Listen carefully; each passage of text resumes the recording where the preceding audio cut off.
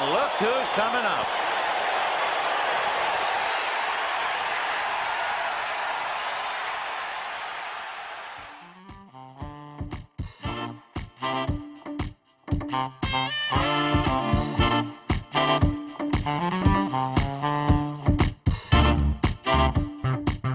All right, it is 5:22 or 4:22 Eastern Time. Skipped an hour there. This is Ultimate Fantasy Sports Daily on just a terrific Tuesday. You got two Major League Baseball playoff games going on right now, and maybe the Houston Astros are going to fight back a little bit because they do have a man on first now. So just an awesome day. Major League Baseball, 4 games today. We'll get into the schedule in a little bit. And then, of course, the NHL season opens in North America tonight with a pair of games. We'll talk about that a little bit later with Derek Van Diest of Post Media. But right now, I'm very happy to bring in our first guest of the day. He is with What's Your Call Sports, and he spent 15 years with the Toronto Blue Jays, so he knows exactly what this time of the year is like, and unfortunately, what happened last weekend. Erik Grosman of What's Your Call Sports joining me on the show as he does on Tuesdays. And Erik, action right now going on in Major League Baseball. This is such an incredible time of the year. I just wish these games that it lasted longer to have this afternoon baseball. But how about the Phillies jumping on the Braves, and Max Fried doesn't even last 4 innings. The ace of their staff is gone already. These upstart teams, they're not quitting after the wild card. It's incredible. I mean, honestly, sometimes you just have to sit back and just enjoy it. Just laugh at sports. Like, that's the thing. Like, if anyone could, if we could predict all these things, like, you can't, right? Because we're not robots. Nobody's a robot. Right. Everyone, you have your good days, you have your bad days. I know it sounds kind of simple, but I mean, it's true. It's just you and the ball. You're on the mound. It's going to go well or it's not. I know it sounds, but that's just really the simple fact of the matter. Yeah, and the Phillies, they're doing it. Sometimes you might look and you'd be like, wow, he's out in the 4th inning. They're up 7-3. They must have hit a lot of home runs. They're just smacking the ball around the yard and getting runners in scoring position. And that's actually what Seattle did right off the bat, jumping on Justin Verlander. And maybe that's the strategy for these underdog teams is why should we be intimidated? We just knocked out the Cardinals with some of the, Hall of Famers, or we just came back from 8-1 against a team with the stacked young studs. So why be intimidated? Let's just go after it. Seattle in the first 2 innings had 2 runners on third, or runner on third twice. I mean, I guess that's the thing. You're there as a wild card team. Nobody expects you to win. Go after it and throw courage to the wind. Exactly. I mean, I like these 2 examples, these 2 matchups, because there's familiarity there. Like, they play each other so much during the year that you do pick up on certain things. So let's take Philly and Atlanta, for example. So Philly would have seen this pitcher, maybe I could have, looked before I got on just to see how many times the Phillies have faced, right? So now this could go both ways. A lot of times when a pitcher has success against a certain team, it's because they've done the film work. They know what pitches to throw, which ones not to throw, which locations to throw them. There's a game plan for everybody. If you face them enough times, you know the strengths and weaknesses of each team, right? So in each player. So that's good and bad. It also works the other way for the opposing team, because then they know your ins and outs as well as anybody. So it's like if they picked up on something. I remember Cito would always he would say it a lot of times. He can tell what a pitcher is going to throw just by their body language, just by the way, if they do something with their glove. If they do something with their glove, they knows it's off speed. If he doesn't do something, if they don't do it, then he would tell the hitters what to look for. So there's little things like that. When you see a guy enough, you start picking up on those things, and that's for Houston and Seattle as well. So maybe Seattle has faced Verlander sometimes this year, and they're picking up on those things. I'm not saying that's happening. I'm just saying those are things to look for when watching those matchups. It's interesting. So, and you have Justin Verlander, so people will say, well, of course you're going to stick with Justin Verlander, but like he's almost at 50 pitches already. And Obviously, it's Justin Verlander, so he gets a little bit more rope to try to get, and Houston has an pretty explosive offense, so he's at 50 pitches right now, top of the third with one out. Other managers at times might have bailed on it. This is Dusty Baker, right? This is Dusty Baker saying, this is my horse. I'm going to see if this guy can recover. And then that's what a Hall of Fame career has bought Justin Verlander, isn't it? 100%. I mean, and this is where the managerial instinct comes in. That's what I was saying earlier when I'd come on your show. Be like, okay, so a manager isn't always taking this guy out, batting this guy here. It's understanding each player, and each player needs to have a different kind of understanding than another player. So he will manage Verlander differently than he manages anybody on the team. So he knows what he's doing when leaving Verlander out. It's just like you said, Dean. If it was another pitcher and maybe not as much experience, then maybe there's a bit of a shorter leash. But with Verlander, he's just got confidence that he'll at least keep him in. Even if he's got his C stuff, not even his B stuff, just his C stuff might be better than a lot of people's B, So look, I'm going to take Dusty's word for it here. He knows what he's doing, and maybe it'll work out. Who knows? Or not. Here's the thing. If it doesn't work out, at least you're not burning bullpen arms in a 4-0 game, right? You're okay. Right. So if Verlander, certainly you want Verlander to be able to pitch again in this series, possibly. So you don't want to burn him out too much, but he can easily get to 60, 65 pitches, and then you can take him out, and then you're not wasting a bullpen arm. So, and again, it's Dusty Baker managing by feel. Tonight you got ALDS Game 1. Guardians and Yankees, and out of any team that is playing with house money, is it not Cleveland? I mean, nobody expected them to be here. Maybe if Baltimore would have made the playoffs. I mean, Seattle, people could see Seattle coming, and the other teams, I don't think there's a surprise, but this is a surprise that I think Cleveland is here as early as they are, and now they get the juggernauts. But I like this pitching matchup, and I like Cleveland in this series for one reason. Well, in this game for one reason. Garrett Cole gives up home runs. He does. It's the thing that has plagued him the last little bit. So I like Cleveland to continue this upset. Is it too much for them to beat the Yankees, do you think? Oh, no. I'm actually I agree with you. I'm going to take Cleveland to actually win this series. I like even more so that it's a 5 games. It's best of 5 with Cleveland. The less games, I mean, this isn't rocket science, but the less games you have to win, it's going to be better. And you can surprise a team. Like, that's why I didn't want to put too much stock into that first round. Like, it's best of 3. To me, that's anything goes. Just throw it up in the air and see where it lands. Like, a series of that, that short of a series, I mean, it could favor anybody. So I like this. I like this matchup tonight, and I'll tell you why.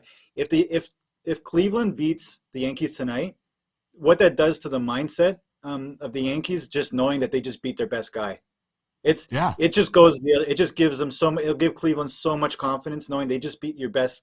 That's your best hand, and we just beat them. And if it goes that way, then the Yankees start going, oh, okay. Then you start. It's all mindset at this point. It's nothing. It's not physical anymore.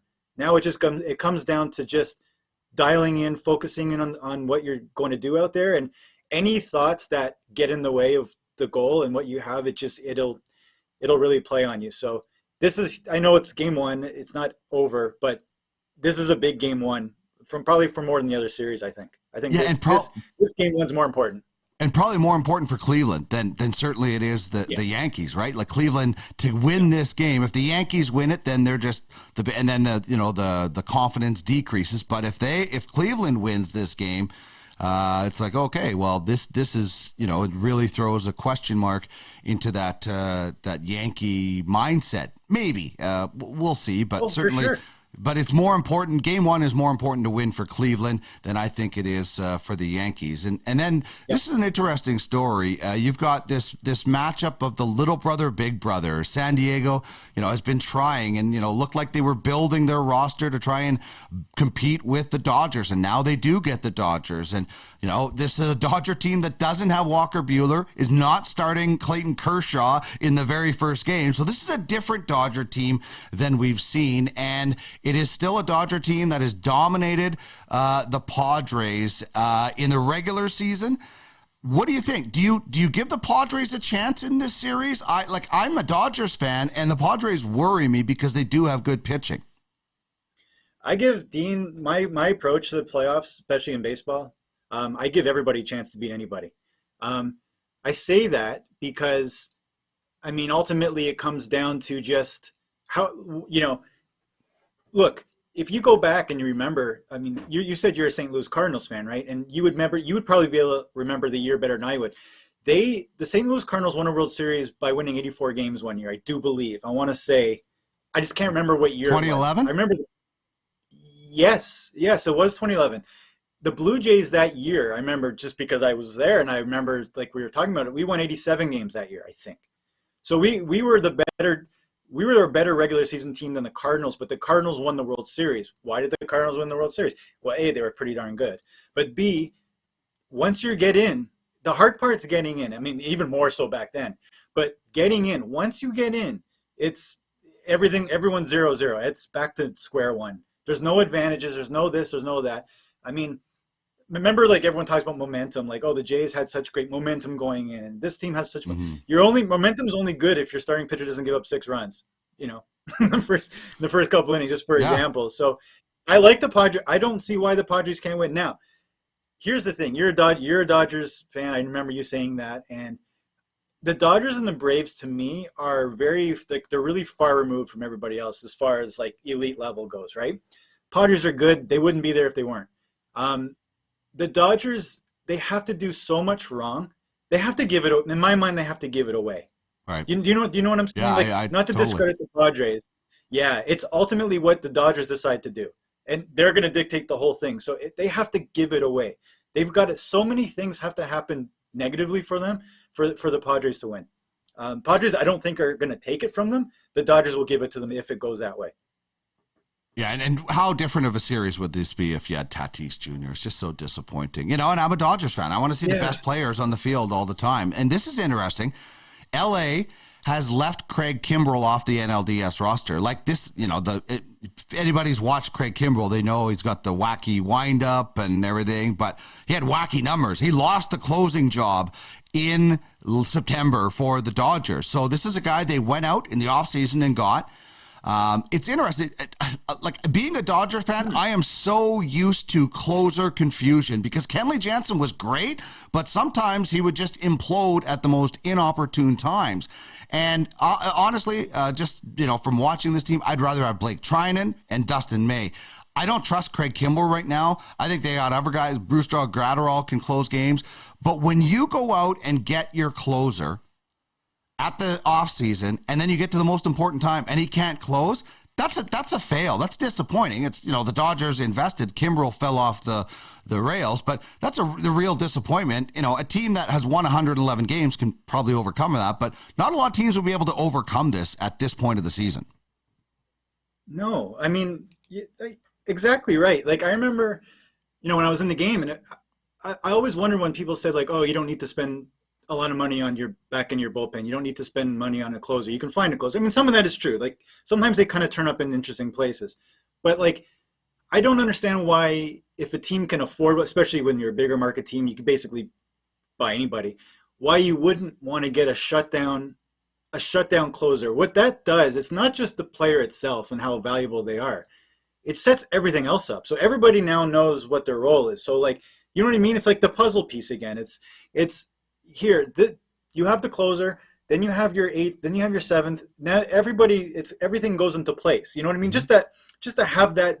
And again, it goes back to that mindset again. When you have a shutdown, dominant closer, you know what that does to the other team? You press. Because you can, even though they play with a clock, you start feeling like there's a clock when you only have this many innings to score now.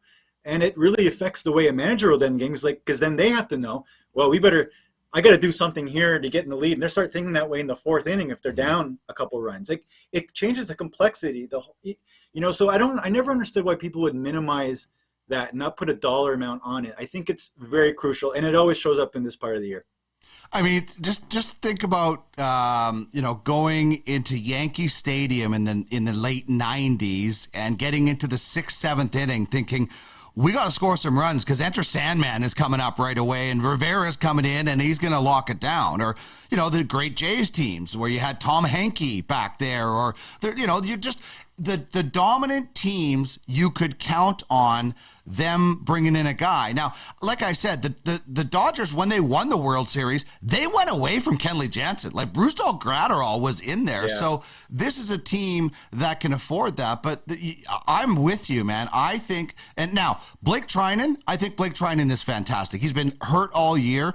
I think one of the reasons Craig Kimbrell had trouble is there was no Blake Trinan there in the eighth inning to help be that setup, man. He might just be the closer because he has great stuff. And Dustin May is ridiculous. If this guy is coming out of the bullpen, that guy moves the ball all over the place. So it is a luxury that this team has. And why is it a luxury? It's not a luxury because they bought it. It's a luxury that they pay money to have good scouts, so then they can have great players that either come into the lineup or they use as trade chips. I mean, you look at this Dodger roster, there's homegrown talent on there. A lot of it.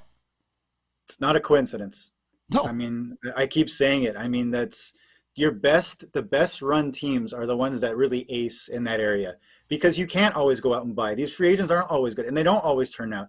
So at some point you do have to develop your own. And a team like LA and a team like, all the bigger market teams, when they develop these players, it's not always for them to play on their team. It's to get good players from other teams. I always used to remember someone, I think it was one of our scouts always said, it's not how we evaluate our talent, our player development. It's how other teams evaluate them.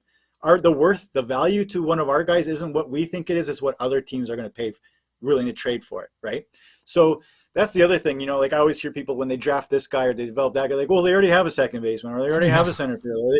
You know what I mean? Like I guarantee you it'll never work out that way. And trust me, these are good problems if you're ever going to have them. Right. Yeah. So that's the thing. If a team is lacking in a certain area and they have all this talent, like LA does when they develop them, well, they just trade them for another solid player, right? Alex Verdugo turned into Mookie Betts, right? Like that's pretty good development, and the list goes down. And listen, they've missed on guys for sure. There's definitely every team has misses, but you're exactly right. And it goes into all sports. I mean, Craig Button famously tells a story on Tracking the Draft with me about when they were in Dallas and they were like, maybe we don't need Scott Gomez. We've had pretty good centers. And then Scott Gomez turned out pretty good, right? So you got to take, whatever you think that best player is, whether you have a long jam at shortstop or not, because injuries happen, players move positions, you can trade chips. So I think that is a terrible way of building a team. In fantasy, you can do that, but in real life, you got to just take certainly the best players. So we talked about Dusty Baker, and it's still 4-0 Mariners, by the way, in the bottom of the third, still 7-3 Phillies over Atlanta. A guy managing by feel. Unfortunately, we saw kind of maybe the opposite on the weekend. I'll get your thoughts on it, but we saw the same thing in 2010. I love that the Dodgers won the World Series in 2010, but Kevin Cash has to wear some of it because he took Blake Snell out when Blake Snell was absolutely dominating the Dodgers, and it was unthinkable. Did we see the same thing happen last weekend? And is this where I don't know if it was you that talked about it, that managers want to manage and not be ruled by the book? Yeah. I'm glad that's such a great thing you brought up there. So, because, since you're a big time Dodger fan, you should have sent a thank you card to Kevin Cash that day. Totally. Seriously, I appreciate you making this so much easier. Like, that one to me, I'm not a big second guesser because I understand what's going on. Like I not right away. It took a few years to figure out, like, okay, these are how they make these decisions. But the guy he wasn't even struggling. Snell, he wasn't. When you get to a point, and let's say you've had these innings where you keep getting out of jams, but you keep getting lucky. You keep doing it. You get out of jams. You're going deep into counts. You're throwing a lot of pitches. You're starting to get a little bit of wear and tear. And like that, I totally understand. But there was nothing of the sort. They were touching. You know what I mean? Yeah. They weren't even. There was no hard work innings. There was no hard labor. It was not. Literally, those were the games where you can sit back and just enjoy it. Just sit back and let Snell. This is going to be Snell's game, win or lose. Let's go. Now, I'll say this: if he goes by the book in that case, all right, fine, okay. Mookie Betts is coming up. Well, then, if you're going to take Snell out, you have to, and this isn't up for discussion for me. You have to then bring in that you better have that Rivera guy on your thing right now, because that's the guy who's coming in, because they have to be better than the guy you brought in. So you're basically saying this World Series right now, the World Series now riding on their 7th inning guy to face Mookie Betts. Now, could Mookie Betts got a double off Snell? Of course, Sure. He could, right? Mookie Betts can do that against anybody. That's why Mookie Betts is one of the best players in the world. So that's okay. But if you're going to lose that game, that pivotal Game 6 World Series, everything on the line, everything you worked up for, it better be done by Snell or whoever your Mariano Rivera is. No, there's no discussion otherwise. I'm sorry. Most times I'll be like, yeah, let me hear your. I don't have one on that one. That one's a full like. So anyway, so back to the Blue Jay game. What happened on Saturday? I mean, look, it's easy to second guess. It's easy to do that. It's easy to do this. I would say this: when Schneider took Grosman out, I was just shaking my head. I'm like, no, don't do it. Now, right? If It's like a horror Mesa movie, right? guy, You know those horror movies? You're like, don't go near the shed. Don't. He's right behind you. It's that sort of thing that you're thinking. Totally. And look, if Mesa, gets him to pop up and he gets out of everyone's like, oh, what a great move, right? Gutsy move or whatever that is. But even if that happened, even if Mesa comes in and he gets the out, I'm still shaking my head, because to me, if it was the other way around, let's say Grosman got the first 2 guys out, because there were 2 outs. Let's say he got the first 2 out and then walked a batter or hit a batter or went deep, or a batter had this really great at bat where there's like 10 pitches or, foul ball after foul ball, blah, blah, blah.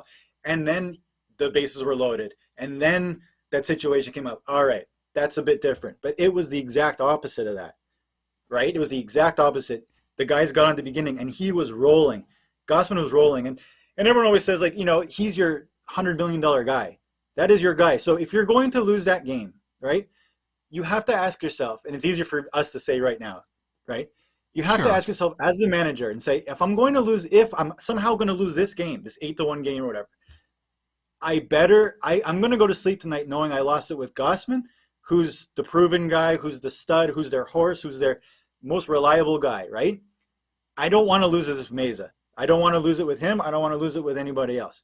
So back to the point. That's why I'm glad you brought up the Snell situation, because if you're to take Grosman out in that situation, the next guy you bring in, it doesn't have to be Romano per se, but it's going to be a guy where we're all watching at home going, oh yeah, like, oh yeah, he's automatic, great. I don't care if it's the 6th inning. You're bringing in your 9th inning guy. If you were to use someone like a Romano, even, right? If you had that guy, which I don't know if they do, but if they did, I'm bringing let's say they had an 8th inning guy. Then I'm bringing that guy up, because they don't. Garcia, sure. Yeah. Then you got to go. Then you got to do that at that moment. Otherwise, you can't take Grosman out. That's my only thing with that. Yeah. And listen, I'm watching that and I'm thinking, wow, that's weird. Not once in that moment did I think of Blake Snell. You know why? Because it was 8-1. Like, it was 8-1. So even though he made that decision, it's like the Cubs and Bartman, right? They still blew it. They still had a chance after that. So even though he made that decision, John Schneider made that decision, I'm still thinking it shouldn't matter. It's 8-1. And then I know other things happen, and then obviously the collision, and like we said in our emails, it was like watching a slow car crash that you're not involved in, but you're right there, right? It was weird. And those weird coincidental situations where a guy hits it to the only spot in that Bermuda Triangle where you're not going to be everything happens for a reason after that. It's the baseball god saying, like, you had your chance, man. Like, that was that instance in that game when they took Grosman out. That was their game. That was the game. Even though it's 8-1, you don't feel that way at the time, but that's the crucial part. That is the part you got to get out of that. And you get out of that, Seattle might go, all right, well, that's right. They start thinking about game 3. All right, well, they got out of that. We're in the 6th. Okay, fine. But because you just give them that extra breath, that extra like once you get again that mindset, you get into the thought where like, oh yeah, we got him now. What that can do, there's no amount of money that can pay for them to have that feeling of knowing that you got them, and the other way around, and then for the Blue Jays to think the opposite. So they think they're unbeatable, right? Yeah. Again, if you're going to take Grosman out and he was rolling, like it wasn't, like I said, he started bad and ended strong. If you're going to take Grosman out, you better be sure the next guy has to be better than Grosman. Has to be. Yeah. Listen, I get it. Factually, you're going to be better the third time around against the order, but I only go by that if I see my pitcher, like, and unfortunately managers don't have the little fatigue bar that they have in video games that tells you, the percentage left of your pitcher, but you got to know this guy's dealing and he should still be out there even though it's the third time facing these guys. Here's the other interesting thing that is happening in baseball, and it's in all response to the Houston Astros. And by the way, Jim Crane still thinks they're okay. I don't think it taints it. He still doesn't think that what they did taints their World Series. But how pitchers are getting their signals has changed. I mean, we know the 1-2, the signals. We know the sign stealing, all that stuff that went on. So this is bizarre. Pitch calm now, a button. So I don't know if it's relayed to the catcher, then he pushes a button, then it's relayed to the pitcher. But Chris Bassett couldn't hear it. Like the other night from the Mets, he couldn't hear it. So this has gone so high tech. Like I was watching with my father-in-law and my wife's uncle, and they're like, what is going on here? I'm like, he doesn't know what pitch to throw. And they're like, why don't they use the hand signal? So then I was explaining to him. But this all goes back to the Astros, and it's not every team is using it, I don't think, but it's bizarre and good in some ways, but also it has its technological drawbacks. Look, I mean, there's people in these positions that know a lot more than I do. I just can't imagine you're going to add an extra element to the most important part of your season. Like, why would you give a pitcher something else to worry about outside of the 9 guys that he has to face in that lineup? Like, don't you think that's hard enough?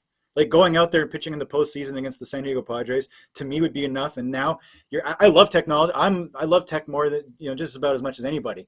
But not today, not now, not like, it's another distraction. The last thing you need is another distraction. You're now not focusing on what you're supposed to do and you just get the batters out, which he's more than capable of doing. Right. So, I'm not a fan of that at that moment. Spring training, go nuts, regular season, sure, figure it out. But look, it failed them. It really did. And I don't like it there. I don't. I just think it's weird. It is weird. Sign stealing has been part of baseball forever. And I always heard the coaches say, well, if they're stealing our signs, we're not doing a good enough job of hiding them, right? This Astros took it to another level, as we all know. Yeah. We'll talk about that another. That's been like, we all know what they did. They took it to a completely. Major League Baseball basically set them up to do that.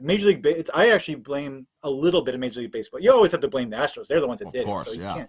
But MLB kind of put it in their face. They kind of waved it in front and say, "Hey, we're going to give you extra cameras and extra extra computers, extra." As soon as you start giving those guys extra ways to pick up pitches and to do this, they're going to take full advantage. What? It's the honor system.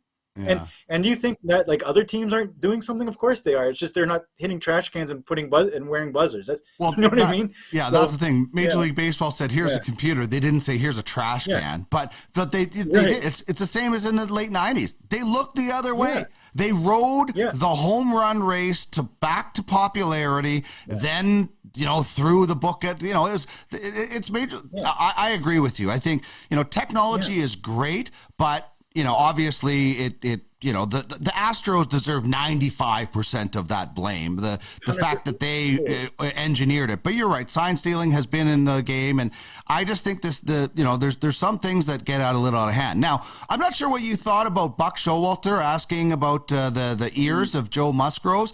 For me, I thought what Joe Musgrove did after was totally warranted. He gave it to the Mets and gave it to the crowd. I also thought what Buck Showalter did was fine. It's allowed in the rules. you're trying to knock a guy. And you know what I compared it to?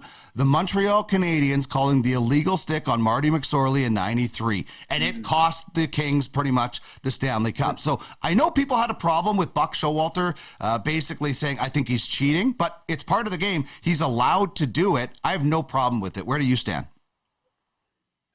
Dean, I'm with you. I know I want to be like, and this is what we're going to be doing on What's Your Call Sports next week. We can get into that later, but you know, I want to have a definite opinion as opposed to, you know, going each way. I agree with you. That's what I said. I see it both sides. I totally see why Musgrove would be doing that, and I totally see why Showalter did what he did.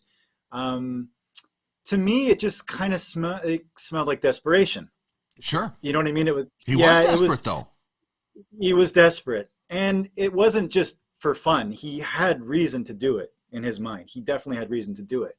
Would he have done that in a regular season game? No. With the same information, he would not have. I don't think so. I mean, who am I to say? It. But I don't think he would have. Right? He saw it was coming to an end. He felt like, you know, I only have one shot to do this, and I think it's actually legit. And if he did see him going to his ear a lot, then, you know what? They weren't glossy. Like, they were shiny. Yeah. And everybody, people, like, I mean, people were talking about it on social media starting in the second inning. So somebody from the Mets is probably like, he's got something on there. So I think it was fine. And you're right. Buck Showalter said after, he said, I don't care what people think. I did it for my team and blah, blah, blah. I think Joe's a great player. And, you know, we used it. Honestly, I don't think Buck thought he was going to win any of that challenge. I think he did it just to try and disrupt him. Didn't work, but he tried. It's like a cork bat or something. Yeah, exactly right. You actually now just talked me into, now I'm okay. I'm perfectly okay with it because it was obvious. Because I'm always a fan. It has to be something that you can see too.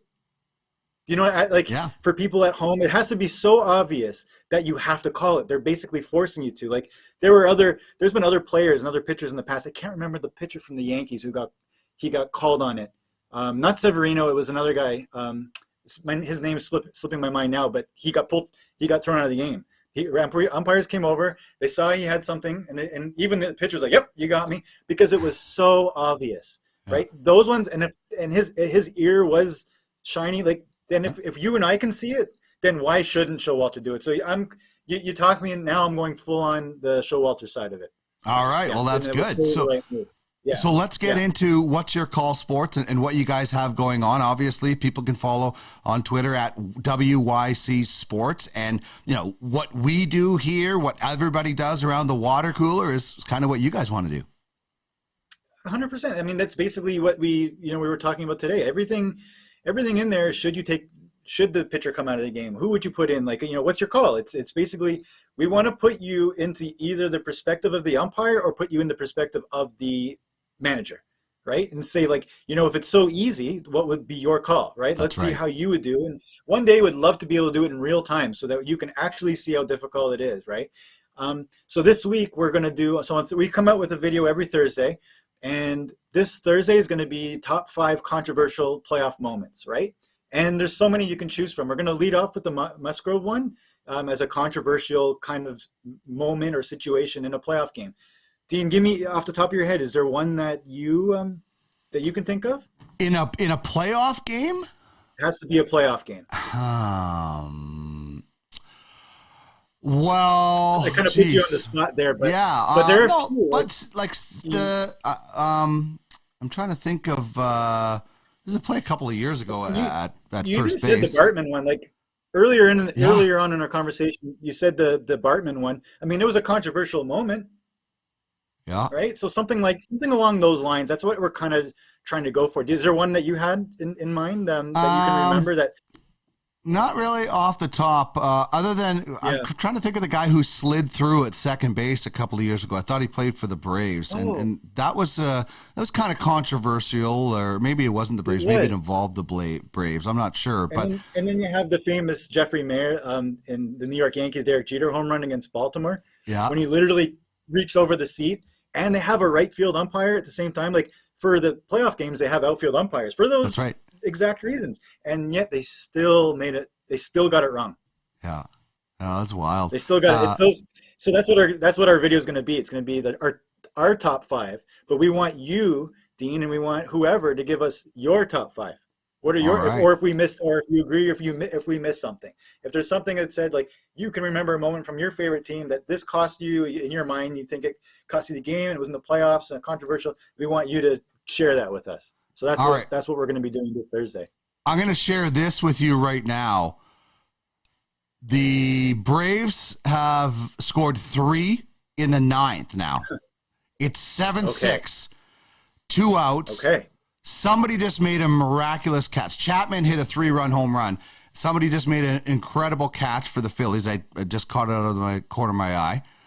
And the Astros, Crawford just hit a solo home run. They're up 5-2. So baseball continues to deliver awesome moments, and I can't wait to jump on in the debate for What's Your Call Sports, top 5 most controversial plays. People can find it at WY Sports on Twitter, and they can join the fun conversation. Absolutely. Yeah, everyone's opinion is welcome. We want to hear from everybody. Definitely. That's what makes it grow. Beautiful. All right.